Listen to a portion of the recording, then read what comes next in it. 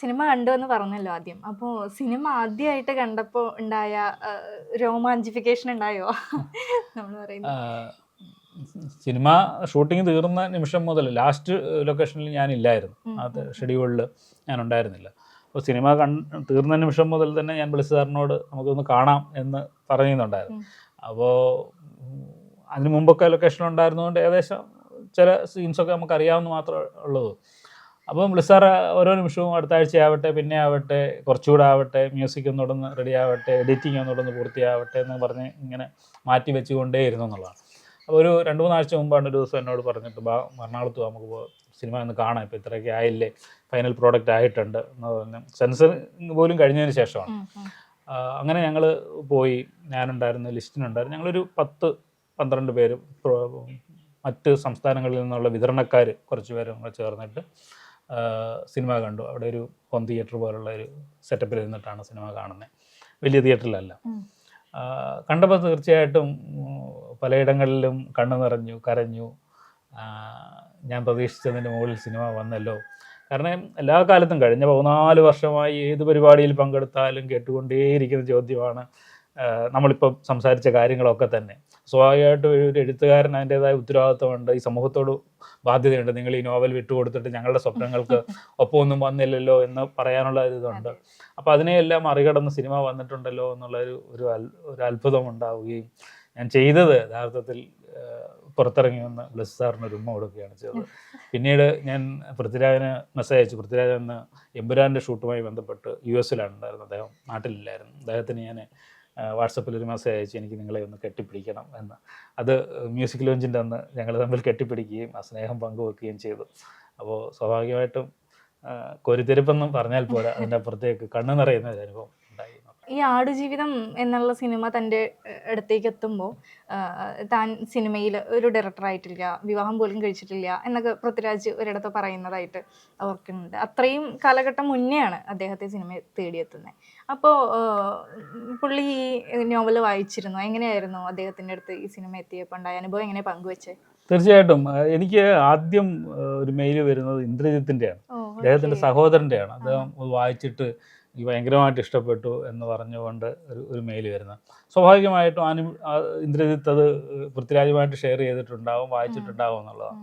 പക്ഷേ തുടക്കത്തിൽ ബ്ലെസ്സി സാറും പൃഥ്വിരാജും കൂടെയാണ് സംഭാഷണങ്ങൾ ഉണ്ടായിട്ടുള്ളത്. ആ സമയത്ത് തന്നെ പൃഥ്വിരാജ് വായിച്ചിട്ടുണ്ടായിരുന്നു, അതിനോട് ഭയങ്കരമായ താല്പര്യം ഉണ്ടാവുകയും ഒക്കെയാണ് ചെയ്തത്. ഞങ്ങൾ തമ്മിൽ പിന്നീട് വളരെ വൈകിയ വേളയിലാണ്, ഏതാണ്ട് പ്രൊജക്റ്റൊക്കെ ആയിക്കഴിഞ്ഞതിന് ശേഷമാണ് കാണുന്നത്. ആദ്യത്തെ ചർച്ചാവേളകളിലൊന്നും ഞങ്ങൾ തമ്മിൽ കണ്ടിട്ടില്ല. സ്വാഭാവികമായിട്ടും ഡയറക്ടറുമായിട്ടാണ് കൺവെർസേഷനൊക്കെ ഉണ്ടായിട്ടുള്ളത്. ഞങ്ങൾ കാണുന്നത് ഒരുപക്ഷെ ഷൂട്ടിങ്ങിൻ്റെ ഒക്കെ തുടങ്ങാറാകുമ്പോൾ ആ സമയത്തൊക്കെയാണ് ഞങ്ങൾ തമ്മിൽ കാണുകയും ഒക്കെ ചെയ്യുന്നത്. നജീബിനെ ഒരിക്കലും പൃഥ്വിരാജ് കണ്ടിട്ടേ ഇല്ല എന്ന് പറഞ്ഞാൽ പൃഥ്വിരാജ് തന്നെ കഴിഞ്ഞ വേറെ ഷൂട്ടിങ്ങിൽ പറഞ്ഞ പോലെ ഞാനും ആ നിമിഷത്തിൽ അവിടെ ഉണ്ടായിരുന്നു.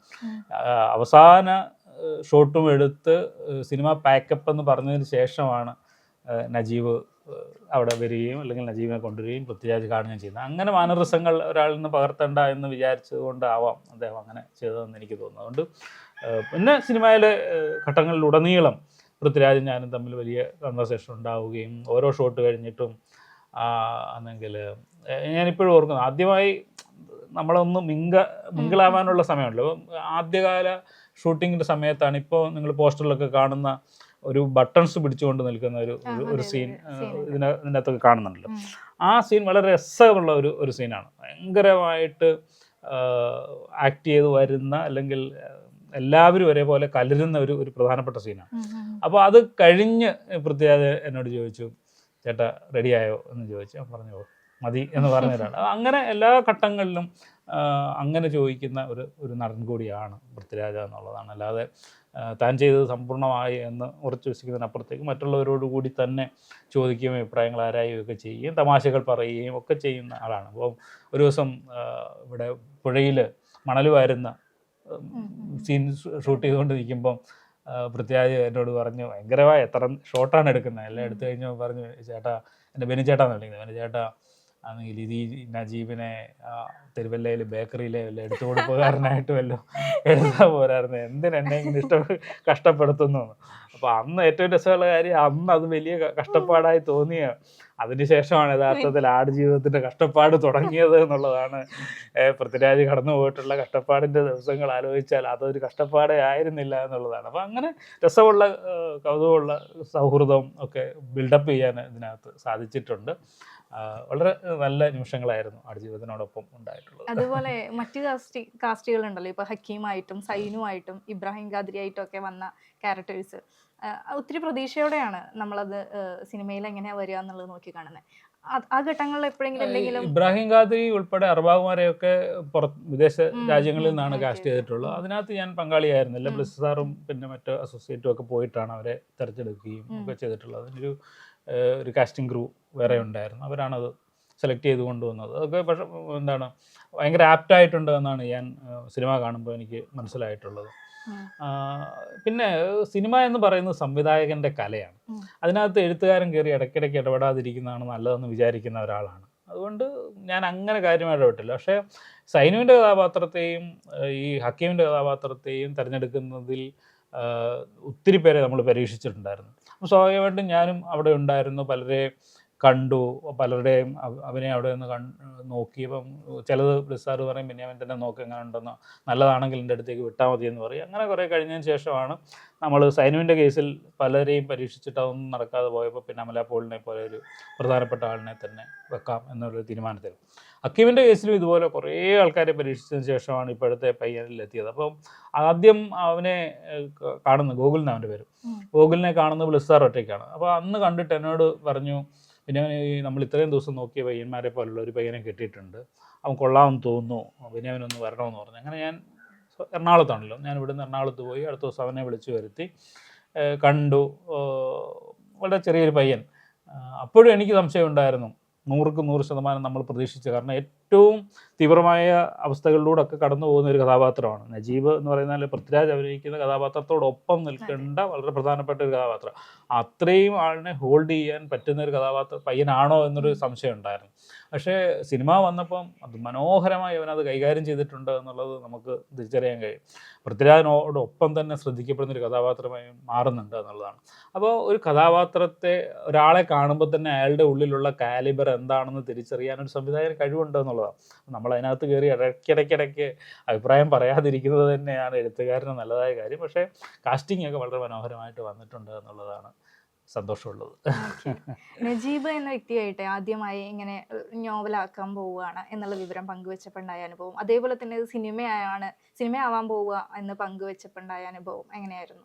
നജീബിനോട് കഥ എഴുതുന്നു എന്നാണ് പറഞ്ഞത്. ഞാൻ പറഞ്ഞില്ലേ, എല്ലാ ദിവസവും കാണുന്ന ഒരാളിനോട് നമ്മളൊരു കഥ എഴുതുന്നു എന്നാണ് പറയുന്നത്, കഥ എഴുതാൻ പോവുകയാണ്. അപ്പോൾ ഇത് ഇത്രയും വലിയൊരു കഥയാണെന്നോ അല്ലെ ഇതൊരു നോവലാണെന്നോ ഒന്നും നജീബിന് അത്ര കൃത്യമായ ധാരണയൊന്നും ഉണ്ടായിരുന്നില്ല. അപ്പം നോവൽ എഴുതാൻ തുടങ്ങുന്ന സമയത്ത് അദ്ദേഹം അങ്ങനെ വായനയിലൊന്നും അത്ര വലിയ കമ്പമുള്ള ആളോ അല്ലെങ്കിൽ വായിക്കാൻ മറ്റത്ര പരിശീലനമുള്ള ആളോ അല്ലാത്തത് കൊണ്ട് നമ്മൾ വായിക്കാനൊന്നും കൊടുത്തൊന്നുമില്ല. നോവൽ വന്നപ്പോഴാണ് നജീബിനെ കൊടുത്തിട്ട് ഇതാണ് പുസ്തകം എന്ന് പറയുന്നത്. നജീബിന്റെ പേര് തന്നെയാണല്ലോ നോവൽ ഉപയോഗിക്കുന്നത്. അതെ. യഥാർത്ഥത്തിൽ അതിൻ്റെ ഒരു ചെറിയ സാങ്കേതിക പ്രശ്നമുണ്ട്. ഇപ്പം പല യൂട്യൂബ് ചാനലുകളിലും ഒക്കെ അദ്ദേഹത്തെ ഷുക്കൂർ എന്നാണ് വിളിക്കുന്നത്. അത് അദ്ദേഹത്തിൻ്റെ വീട്ടിലെ പഴയ പേരാണ്. യഥാർത്ഥത്തിൽ അദ്ദേഹത്തിൻ്റെ പാസ്പോർട്ടിലും ഒക്കെ ഉള്ള പേര് നജീബ് എന്ന് തന്നെയാണ്. അതുകൊണ്ടാണ് നമ്മൾ നജീബ് എന്ന് തന്നെ ഉപയോഗിച്ചത്. ഷുക്കൂർ എന്ന് പറയുന്നത് നാട്ടിലെ വിളിപ്പേരിൽ പെട്ടതാണ്. അതിൻ്റെ ഒഫീഷ്യൽ പേരുകളിലൊക്കെ നജീബ് എന്ന്, മറ്റേ ആളുടെ പേര് ഹക്കീം എന്നൊക്കെ, അത് ഒറിജിനൽ പേര് തന്നെയാണ്. അപ്പോൾ സ്വാഭാവികമായിട്ടും ആദ്യം നജീബ് ആദ്യകാല വായനക്കാർ പലരും ചില കഥാസന്ദർഭങ്ങളുടെ പേരിൽ അദ്ദേഹത്തെ കളിയാക്കുന്നത് അല്ലെങ്കിൽ ഒരു സങ്കടം ഒക്കെ ഉണ്ടായിരുന്നു. അതായത് ഇപ്പം എന്താണ് ഈ പൊച്ചക്കാരി രമണി എന്ന് പറയുന്ന ഒരു കഥാപാത്രമൊക്കെ ഉണ്ടാവുകയൊക്കെ ചെയ്തപ്പോൾ ഇത് തൻ്റെ ജീവിതത്തിൽ സംഭവിച്ചതാണ്. ആൾക്കാരെല്ലാം വിചാരിക്കുന്നത് 100% നജീബിൻ്റെ ജീവിതത്തിൽ തന്നെ സംഭവിച്ചത് അതുപോലെ പകർത്തി വെച്ചതാണ്. അപ്പോൾ നജീബ് എൻ്റെ അടുക്ക വരും, അയ്യോ ഞാൻ ഇല്ലാത്ത കാര്യങ്ങൾ പറഞ്ഞിട്ട് ആൾക്കാരെന്നെ കളിയാക്കുന്നു എന്നൊക്കെ പറയും. അപ്പോൾ ഞാൻ പറയും, നജീബ് അങ്ങനെ വിഷമിക്കേണ്ട കാര്യമില്ല, ഇതെല്ലാം നിങ്ങളുടെ ജീവിതത്തിൽ സംഭവിച്ച കാര്യങ്ങൾ മാത്രമല്ല, നമ്മൾ പലയിടത്തു നിന്ന് എടുത്തിട്ടുള്ള കാര്യങ്ങളെ കൊണ്ടാണ്. അത് പുള്ളിക്ക് പിന്നെ സ്വാഭാവികമായിട്ട് മനസ്സിലായി. ആദ്യ പതിപ്പ് പ്രകാശനം ചെയ്തത് നജീബാണ്. ബഹ്റിനിൽ വെച്ചിട്ട് കുഴൂർ വിൽസൺ നജീബിന് കൊടുത്തുകൊണ്ടാണ് ആദ്യ പതിപ്പ് പ്രകാശനം ചെയ്തത്. അന്ന് മുതൽ നജീബ് നമ്മളോടൊപ്പം ഉണ്ട്. സ്വാഭാവികമായിട്ടും ഞങ്ങൾ എല്ലാവരും ഗൾഫിലുള്ളപ്പോൾ, ഞാനും നജീബും ഒക്കെ ഗൾഫിലുള്ളപ്പോൾ തന്നെയാണ് സിനിമയാവാൻ പോകുന്നു എന്ന് പറയുന്ന ഒരു ധാരണയിലേക്ക് എത്തുകയും അത് പറഞ്ഞു ശരി സന്തോഷം എന്ന് പറയുന്ന അല്ലാതെ ഏറെ എക്സൈറ്റ്മെൻറ്റോ ഏറെ ദുഃഖമോ അങ്ങനെയൊന്നും ഉള്ള ഒരാളല്ല നജീബ് എന്ന് പറയുന്നത്. അത് ശരി ആയിക്കോട്ടെ എന്നുള്ളത് ഒരു നിലപാടാണ് ഉണ്ടായിരുന്നത്. ഇത്രയും കാലം സിനിമക്കാരുടെയും സിനിമയുടെയും ഒക്കെ പുറകെ നടന്നിട്ട് സിനിമയൊക്കെ പഠിച്ചോ? ഇപ്പൊ വന്നപ്പോഴേ ക്യാമറ കണ്ടപ്പോൾ ക്യാമറയെ പറ്റി ചോദിക്കുന്നു, ആംഗിളുകളെ പറ്റി പറയുന്നു, ഞാൻ സിനിമക്കാരനായി എന്നൊക്കെ പറയുകയും ചെയ്തു. വല്ലതും അങ്ങനെ വല്ലതും ഉണ്ടായോ? അല്ല, അങ്ങനെ നമ്മൾക്ക് ഏറ്റവും തൃപ്തി തരുന്ന ഇടങ്ങളിൽ ജീവിക്കുക എന്നുള്ളതാണ് നമ്മുടെ ജീവിതത്തിലൂടെ ചെയ്യേണ്ട ഏറ്റവും പ്രധാനപ്പെട്ട കാര്യമായിട്ട് ഞാൻ കരുതുന്നത്. കാരണം ജീവിതം ഇനിയും വലിയ ദൂരമൊന്നും സഞ്ചരിക്കാനുള്ള അല്ലല്ല, 50 വയസ്സ് കടന്നു, 53ആയി. അപ്പം ഇപ്പോൾ 25 വയസ്സുള്ള ഒരു കാലത്താണെങ്കിൽ നമുക്ക് സിനിമയെക്കുറിച്ചൊക്കെ സ്വപ്നം കാണാവുന്ന ഒരു കാലമായിരുന്നു. അന്നായിരുന്നു ഞാൻ ഇത്തരത്തിൽ ബന്ധങ്ങളിൽ പെടുന്നത്. ഇപ്പോൾ എന്നെ സംബന്ധിച്ചിടത്തോളം ഏറ്റവും കംഫർട്ടായി അല്ലെങ്കിൽ എനിക്ക് ഭയങ്കര തൃപ്തി തരുന്ന ഇടം എന്ന് പറയുന്നത് എൻ്റെ എഴുത്തുമുറിയിൽ ഒറ്റയ്ക്കിരുന്ന് പുതിയ പുതിയ കഥാസന്ദർഭങ്ങളോ പാത്രങ്ങളെയോ ഒക്കെ സൃഷ്ടിക്കുന്നതിലാണ് എൻ്റെ തൃപ്തി എന്ന് പറയുന്നത്. അപ്പോൾ അതിൽ കൂടുതൽ വ്യാപരിക്കാനാണ് ഞാൻ ആഗ്രഹിക്കുന്നത്. അതേസമയത്ത് ഒരാൾ പറയുകയാണ് ശരി നമുക്ക് രണ്ടും കൂടെ ചേർന്നൊരു പുതിയ കഥ ആലോചിക്കാം, ഒരു സിനിമ ആലോചിക്കാം, ഒരു തിരക്കഥ എഴുതാം എന്ന് പറഞ്ഞാൽ ചിലപ്പോൾ അന്നേരം ആലോചിക്കുമെന്നുള്ളതല്ലാതെ സിനിമയിലേക്ക് ഞാൻ ഒരിക്കലും ലക്ഷ്യം വെച്ചിട്ടില്ല. അതിനുവേണ്ടി ഞാനൊരു പ്രവർത്തനവും നടത്തിയിട്ടില്ല. അല്ലെങ്കിൽ സിനിമ എൻ്റെ ലക്ഷ്യത്തിൽ പെടുന്ന കാര്യമേ അല്ല. എഴുത്താണ് എൻ്റെ ലക്ഷ്യം. നല്ല നോവലുകൾ എഴുതുക, കൂടുതൽ വായനക്കാരിലേക്ക് എത്തുക, കൂടുതൽ മെച്ചപ്പെട്ട കൃതികൾ എഴുതുക എന്നത് മാത്രമാണ് എൻ്റെ ലക്ഷ്യം. ഇപ്പം ആദ്യമായിട്ട് ബ്ലസ്സി ഇത് സിനിമയാക്കാം എന്നുള്ളൊരു സമീപനം നടത്തിയപ്പോൾ, അതുപോലെ പൃഥ്വിരാജാണ് നജീബിനെ കാസ്റ്റ് ചെയ്യുന്നതെന്ന് അറിഞ്ഞപ്പോൾ, AR റഹ്മാനാണ് മ്യൂസിക് ചെയ്യുന്നതെന്ന് അറിഞ്ഞപ്പോൾ ഉണ്ടായ അനുഭവം എങ്ങനെയായിരുന്നു? ഇപ്പോൾ പൃഥ്വിരാജിനെ കാസ്റ്റ് ചെയ്തു, അതുപോലെ അങ്കിളുടെ മനസ്സിൽ ഇപ്പോൾ നജീബിനെ ആലോചിക്കുമ്പോൾ വരുന്ന വേറെ ഏതെങ്കിലും നായകനൊക്കെ ഉണ്ടായിരുന്നു ഇതിനു മുന്നേ ആലോചിച്ചപ്പോൾ? അല്ല, ഒന്ന് ആണെങ്കിൽ ഈ സിനിമയെ സംബന്ധിച്ചുള്ള ആലോചനയിൽ ആദ്യം വരുന്നത് ബ്ലിസ് സാർ അല്ല. ഇപ്പോൾ പ്രശാന്തിൻ്റെ സിനിമയുടെ കാര്യം പറഞ്ഞ ലാൽ ജോസ് ആണ് യഥാർത്ഥത്തിൽ എന്നെ ആദ്യമായിട്ട് സമീപിക്കുന്നതും ബഹറിൽ വന്ന് കാണുകയൊക്കെ ചെയ്യുകയും. പക്ഷെ അദ്ദേഹം അപ്പോൾ അറബിക്കഥ എന്ന് പറയുന്ന സിനിമ ചെയ്തിട്ടേ ഉണ്ടായിരുന്നു. അപ്പോൾ ഉടനെ തന്നെ മറ്റൊരു അറബ് ദേശത്തു നിന്നുള്ള കഥ ചെയ്യാൻ ബുദ്ധിമുട്ടുണ്ട്, നമുക്ക് എപ്പോഴെങ്കിലും ചെയ്യാമെന്ന് പറഞ്ഞ് ഞങ്ങൾ തമ്മിൽ പിരിയായിരുന്നു. അപ്പോഴാണ് തൊട്ടടുത്ത അധികം വൈകാതെ തന്നെ ഒരു പക്ഷേ 2-3 മാസത്തിനകത്ത് തന്നെ ബ്ലിസ് സാർ എന്നെ സമീപിക്കുകയും അപ്പം ഞാൻ ബ്ലിസ് സാറിനോട് പറഞ്ഞു ഇങ്ങനെ ലാൽ ജോസ് ഓൾറെഡി സമീപിച്ചിട്ടുണ്ട്, പുള്ളിയുടെ ഒരു സമ്മതമില്ലാതെ മറ്റാർക്കും കൊടുക്കരുതേ എന്ന് പറഞ്ഞിട്ടുണ്ടെന്ന് പറഞ്ഞു. അപ്പോൾ പിന്നെ അവർ വളരെ അടുത്ത സുഹൃത്തുക്കളും ഒന്നിച്ച് അസോസിയേറ്റഡ് ആയിട്ടൊക്കെ പലയിടങ്ങളിൽ വർക്ക് ചെയ്തിട്ടുള്ളതാണ്. അവർ തമ്മിൽ സംസാരിച്ചിട്ട് ശരി ഓക്കെ എന്നാൽ ബ്ലസ്സി ചെയ്യട്ടെ എന്ന് തീരുമാനിക്കുകയൊക്കെ ആയിരുന്നു. അപ്പോൾ അദ്ദേഹം ബ്ലിസ് സാർ വരുമ്പോൾ ഞങ്ങൾ തമ്മിൽ ആദ്യം ഫോണിൽ സംസാരിച്ചു, മഹലിലേക്ക് വിളിച്ച് ഫോണിൽ സംസാരിച്ചു. പിന്നെ ഞാനൊരു അവധിക്ക് വന്നപ്പോൾ അദ്ദേഹം ഇവിടെ ഈ വീട്ടിൽ വന്നിട്ടാണ് എന്നെ കാണുന്നത്. ആ നിമിഷത്തിൽ തന്നെ അദ്ദേഹം വളരെ സുദീർഘമായി ഇതിനെക്കുറിച്ച് സംസാരിക്കുകയും അദ്ദേഹത്തിൻ്റെ വിഷൻ പങ്കുവെക്കുകയും എന്താണ് ഇതിനോട് നടത്തേണ്ട ഒരു അപ്രോച്ച് എന്ന്, ഒരു സാധാരണ മലയാള സിനിമ എന്നതിൻ്റെ അപ്പുറത്തേക്ക് നമുക്ക് ഇൻ്റർനാഷണൽ ലെവലിലേക്ക് ഒരു സിനിമ എടുക്കേണ്ട ഒരു ആവശ്യകത എന്താണെന്നും അതിനുള്ള ഒരു സ്റ്റഫ് ഇതിനകത്തുണ്ട് എന്നുമൊക്കെ അദ്ദേഹം കൃത്യമായി പറയുകയാണ്. ആ കഥാപാത്രങ്ങളുടെ രൂപത്തെ സംബന്ധിച്ച് അല്ലെങ്കിൽ അതെവിടെ ചിത്രീകരിക്കണമെന്നതിനെ സംബന്ധിച്ച് അതിൻ്റെ ഒരു ടോട്ടാലിറ്റിയെ സംബന്ധിച്ചൊക്കെ അന്ന് തന്നെ അദ്ദേഹം ഒരുപക്ഷെ അന്ന് ഒരു തവണ വല്ലതും ആയിരിക്കും അപ്പോൾ നോവൽ വായിച്ചിട്ടുണ്ടാവുക, അല്ലെങ്കിൽ 1-2 തവണ വായിച്ച് ഒരു ഹൃദയസ്ഥമാക്കിയിട്ടുണ്ടാവും. പക്ഷേ അപ്പോൾ തന്നെ പുള്ളിയുടെ ഉള്ളിൽ ഒരു ധാരണ ഉണ്ടായി കഴിഞ്ഞിട്ടുണ്ടായിരുന്നു എന്നുള്ളതാണ്. അതുകൊണ്ട് തന്നെ എനിക്കത് സമ്മതിക്കുന്നതിന് ഒരു മടിയും തോന്നിയില്ല. കാരണം അത്രയും വിഷനോടുകൂടിയാണ് അദ്ദേഹം അത് വന്നിരിക്കുന്നത്. വെറുതെ ഒരു സിനിമ ചെയ്തേക്കാം, ശരി എന്നാൽ 6 മാസത്തിനകം ഒരു സിനിമ എടുത്ത് അടുത്ത സിനിമയിലേക്ക് പോകാമെന്ന പ്രതീക്ഷയിൽ വന്നിട്ടുള്ള ഒരാളല്ല. അതിനെ സംബന്ധിച്ച് അന്ന് ബ്ലിസ് സാർ പറഞ്ഞൊരു കാര്യം, ബെന്യാമിനെ ഇപ്പം ആയിട്ട് സിനിമ ചെയ്തു, ഇനി ആടുജീവിതം ചെയ്തിട്ട് എൻ്റെ സിനിമാ ജീവിതം അവസാനിപ്പിച്ചാലും കുഴപ്പമില്ല, അത്തരത്തിൽ എഫേർട്ട് എടുത്തൊരു സിനിമ ചെയ്യണം എന്ന്. അന്ന് അറിയില്ല ഈ 14 വർഷത്തിലെ കാത്തിരിപ്പ് ഇതിനുണ്ടാവുമെന്നൊന്നും അറിയുന്നതിന് മുമ്പേ തന്നെ മലയാള സിനിമയ്ക്കും ഒരു സംവിധായകൻ എടുക്കാൻ കഴിയാവുന്നതിൻ്റെ ഏറ്റവും വലിയ എഫേർട്ട് എടുത്തു വേണം ഈ സിനിമ ചെയ്യണം എന്ന് അദ്ദേഹം അന്നേ മനസ്സിൽ കരുതിയിരുന്നു എന്നുള്ളതാണ് യാഥാർത്ഥ്യം. അതിനുള്ള എല്ലാ എഫേർട്ടും അദ്ദേഹം ഈ കാലയളവ് കൊണ്ട് എടുത്തിട്ടുണ്ട് എന്നതുകൂടി വലിയ സന്തോഷമുള്ളതാകുന്ന കാര്യമാണ്. 2 പൃഥ്വിരാജിലേക്ക് എത്തുന്നതിന് മുമ്പ് ഒരുപക്ഷെ അദ്ദേഹം പല നടന്മാരിലെത്തി ആലോചിച്ചിട്ടുണ്ടാവും. പക്ഷേ വളരെ ഏർലിയർ സ്റ്റേജിൽ തന്നെ പൃഥ്വിരാജ് എന്നുള്ളൊരു തീരുമാനത്തിലേക്ക് ഞങ്ങൾ എത്തിയിരുന്നു. കാരണം അതിന് അദ്ദേഹം പറയുന്ന മറുപടി പൃഥ്വിരാജിൻ്റെ ഡെഡിക്കേഷൻ, കാരണം ഇതുപോലൊരു സിനിമ ചെയ്യാൻ വളരെ ഡെഡിക്കേറ്റഡ് ആയിട്ടുള്ള ഒരാൾ വേണം എന്നുള്ളത് വളരെ പ്രധാനപ്പെട്ട ഒരു കാര്യമാണ്. അദ്ദേഹത്തിൻ്റെ ജീവിതത്തിലെ 3-4 വർഷം മാറ്റിവെക്കാൻ തയ്യാറായ ഒരാൾ വേണം. അല്ലാതെ ഓടി വന്ന ഒരു സിനിമയിൽ 30 ദിവസം കൊണ്ട് അഭിനയിച്ചു ശരി ഓക്കെ അതിൻ്റെ പടവും വാങ്ങിപ്പോകുന്ന ഒരു നടനെ നമുക്കിതിന് കാസ്റ്റ് ചെയ്യാൻ പറ്റില്ല. അത്തരത്തിൽ കണ്ടിന്യൂസ് ആയിട്ട് ഡെഡിക്കേറ്റ് ചെയ്യാനും തൻ്റെ ശരീരം ഈ പറഞ്ഞതുപോലെ അതിനുവേണ്ടി പരീക്ഷണത്തിന് വിധേയമാക്കാനും തൻ്റെ ജീവൻ പോലും അപകടമാവും തോന്നുന്ന പോലും അതിനോടൊപ്പം നിൽക്കാനും കഴിയുന്ന ഒരു നടൻ വേണം എന്നുള്ളൊരു തീരുമാനം. ആ ഡെഡിക്കേഷൻ പൃഥ്വിരാജ് എന്ന് പറയുന്ന ആളിൽ ഉണ്ടായിരുന്നു എന്നുള്ളതാണ് പൃഥ്വിരാജിലേക്ക് എത്താനുള്ള ഒന്നാമത്തെ കാര്യം. തീർച്ചയായിട്ടും 100-ൽ 150% അദ്ദേഹം ആ ഡെഡിക്കേഷൻ കൊടുത്തു എന്ന് മാത്രമല്ല, നമ്മൾ ഇതുവരെ കണ്ടിട്ടുള്ള കഴിഞ്ഞ ഏതാണ്ട് 120 സിനിമകളിൽ കാണാത്ത ഒരു പൃഥ്വിരാജിനെ നമുക്ക് നിശ്ചയമായിട്ടും ഈ സിനിമയിൽ കാണാൻ കഴിയുന്ന തരത്തിലേക്ക് പൃഥ്വിരാജ് തന്നെ പറഞ്ഞിട്ടുണ്ട്, എനിക്ക് ഈ ആടുജീവിതത്തിൽ ഒരു 10% കൂടി നന്നാക്കാമായിരുന്നു എന്ന് പറയാവുന്ന ഒരിടവുമില്ല. അദ്ദേഹത്തിന് ചെയ്യാവുന്നതിൽ ഏറ്റവും മനോഹരമായ രീതിയിലാണ് ഓരോ സീനുകളും ചെയ്തിട്ടുള്ളത്. അതുകൊണ്ട് പൃഥ്വിരാജിനെ പോലെ ഒരാളെ കാസ്റ്റ് ചെയ്തത് എന്താണ്, ഈ പടത്തിൻ്റെ നിയോഗം എന്ന് പറയുന്നത് പോലെ വളരെ പ്രധാനപ്പെട്ടതായിരുന്നു. അത് 100% ആപ്റ്റായിരുന്നു എന്ന് നമുക്ക് പറയാൻ പറ്റും. ഇപ്പോൾ റഹ്മാനെ സംബന്ധിച്ച് പറയുമ്പോൾ നമ്മൾ തുടക്കത്തിൽ തന്നെ സ്വപ്നം കണ്ടിരുന്നു. ഈ സിനിമയൊക്കെ ചർച്ച ചെയ്യുമ്പോൾ തന്നെ റഹ്മാൻ മ്യൂസിക് ചെയ്യാൻ പറ്റിയിരുന്നെങ്കിൽ നമുക്ക് സ്വപ്നം കാണാൻ. ഇപ്പോൾ ഞാൻ പറഞ്ഞില്ലേ, അറേബ്യൻ നോവൽ ഫാക്ടറി ഇൻ്റർനാഷണൽ സിനിമയെ എടുക്കാൻ പറ്റുമെങ്കിൽ ഇന്ന് നമുക്ക് സ്വപ്നം കാണുന്നതിന് ചിലവൊന്നുമില്ല എന്ന് പറഞ്ഞതുപോലെ അന്ന് അത് ഒരു വിദൂരമായ സ്വപ്നം മാത്രമായിരുന്നു. എനിക്കോ ബ്ലെസ്സി സാറിനോ ഒന്നും റഹ്മാനുമായിട്ട് കണക്ഷനോ അപ്രോച്ച് ചെയ്യാൻ പോലും പറ്റാവുന്ന അവസ്ഥയായിരുന്നില്ല. എന്നാൽ ബ്ലെസ്സി സാറ് തൻ്റെ നിശ്ചയദാർഢ്യത്തോടുകൂടി സമീപിക്കാനുള്ളവരെയൊക്കെ സമീപിക്കുമെന്ന മട്ടിൽ തന്നെ അദ്ദേഹത്തെ അപ്രോച്ച് ചെയ്ത് ആദ്യ നിമിഷം തന്നെ അദ്ദേഹം സമ്മതിച്ചു എന്നുള്ളതാണ് ഭയങ്കര അത്ഭുതകരമായ കാര്യം എന്ന് പറയുന്നത്. അപ്പോൾ അദ്ദേഹം ഓൾറെഡി ആടുജീവിതത്തെക്കുറിച്ച് കേട്ടിട്ടുണ്ടായിരുന്നു. എൻ്റെ കഥയെ സംബന്ധിച്ചൊരു ഏകദേശ ധാരണയുണ്ടായിരുന്നു. എന്തോ മരുഭൂമിയിൽ നടക്കുന്നത് വായിച്ചിട്ടുണ്ടാവില്ല, പക്ഷേ ഒരു ധാരണയുണ്ടായിരുന്നു. പക്ഷേ ബ്ലെസ്സാർ പിന്നെ ഒന്നുകൂടി എക്സ്പ്ലെയിൻ ചെയ്ത് കൊടുത്ത് ഒരു ദിവസം എക്സ്പ്ലെയിൻ ചെയ്ത് തീർന്നപ്പോൾ തന്നെ ഞാൻ നിങ്ങളോടൊപ്പം സഹകരിക്കുകയാണ് എന്ന് റഹ്മാൻ തീരുമാനിക്കുകയായിരുന്നു എന്നുള്ളതാണ് അദ്ദേഹം പറഞ്ഞത്. ഞാൻ തുടക്കത്തിലും ഇപ്പോഴും പറയുന്നത് ഈ സിനിമയ്ക്ക് അതിൻ്റേതായ അല്ലെങ്കിൽ ഈ കഥയ്ക്ക് അതിൻ്റേതായ ഒരു നിയോഗമുണ്ട്. അതിൻ്റെ വഴിയിലൂടെ അത് യാത്ര ചെയ്യും, എത്തിച്ചേരേണ്ടവരൊക്കെ ആപ്റ്റായി അതിൻ്റെ സമയത്ത് വന്നു ചേരുക. ഇപ്പം റസൂൽ പൂക്കുട്ടിയാണെങ്കിലും അങ്ങനെ ഓരോരുത്തരുടെ കാര്യം നോക്കിയാലും അത് നമുക്ക് തിരിച്ചറിയാൻ കഴിയും. അങ്ങനെ മനോഹരമായ നിമിഷങ്ങളിലൂടെയാണ് ഓരോന്നും കടന്നു പോയിട്ടുള്ളത്.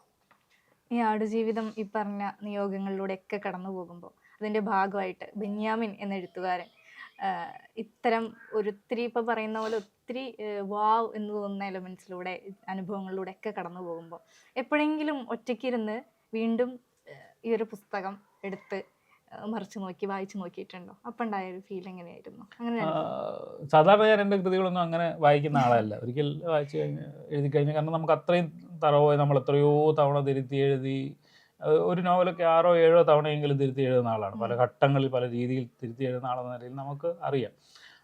പക്ഷേ ഇതിപ്പോൾ ഇത്രയും വർഷമല്ല, 2008 അതായത് 2005 6 എഴുതി തുടങ്ങുന്നത് എന്ന് പറഞ്ഞാൽ ഏകദേശം ഏതാണ്ട് 20 വർഷത്തോളം ആവുമ്പോൾ നമ്മുടെ ഓർമ്മയിൽ നിന്നൊക്കെ മാഞ്ഞു പോയിട്ടുണ്ട്. അപ്പോൾ സ്വാഭാവികമായിട്ടും വളരെ ഏകാന്തമായ നിമിഷങ്ങളിൽ ഇങ്ങനെ ഇരിക്കുമ്പോൾ ഞാൻ എടുത്ത് സമ്പൂർണ്ണമായിട്ടല്ലെങ്കിൽ ചില ഭാഗങ്ങളൊക്കെ ഒന്ന് തുറന്ന് വായിക്കും. അപ്പം എനിക്ക് തന്നെ അത്ഭുതം തോന്നും, ഇത് ഞാൻ തന്നെ എഴുതിയ വരികളാണോ, ഏത് നിമിഷത്തിലായിരിക്കും ഒരു പക്ഷേ ഇത്തരം ചിന്തകൾ എൻ്റെ ഉള്ളിലേക്ക് വന്നിട്ടുള്ളത്, ഇങ്ങനെ ഒരു കഥാസന്ദർഭം സൃഷ്ടിക്കാൻ എങ്ങനെയാണ് എനിക്ക് കഴിഞ്ഞത്, നജീബ് ഇങ്ങനെയൊക്കെ ആയിരുന്നു എന്ന് ചിന്തിച്ചത് എന്നൊക്കെ തോന്നുന്ന ഒരു കൗതുകം നമ്മളോട് തന്നെ ഉണ്ടാവും. അപ്പോൾ സ്വാഭാവികമായിട്ടും എഴുത്തിനുള്ളിൽ നമ്മൾ എത്രയൊക്കെ ബൗദ്ധികപരമായി ചിന്തിച്ചുറപ്പിച്ച് എഞ്ചിനീയറിംഗ് എന്ന നിലയിൽ തന്നെയാണ് ചെയ്യുന്നതെങ്കിൽ പോലും നമ്മൾക്കതീതമായ ഒരു ശക്തിയോ നമുക്കതീതമായ ഒരു കരുത്ത് എവിടെയൊക്കെ പ്രവർത്തിക്കുമ്പോഴാണ് ഒരു സൃഷ്ടി മനോഹരമാവുന്നതെന്ന് എനിക്ക് തോന്നിയിട്ടുണ്ട്. അങ്ങനെ അത്തരം അനേകം നിമിഷങ്ങളിലൂടെ കടന്നു പോയിട്ടുള്ള കൃതി കൂടിയാണ്. എഴുത്തിൻ്റെ നിമിഷങ്ങളിൽ പോലും അത് സംഭവിച്ചിട്ടുണ്ട്. പല വരികൾ ഓർത്തും പല കഥാസന്ദർഭങ്ങൾ ഓർത്തും ഞാൻ തന്നെ അത്ഭുതപ്പെട്ടിട്ടുണ്ട്.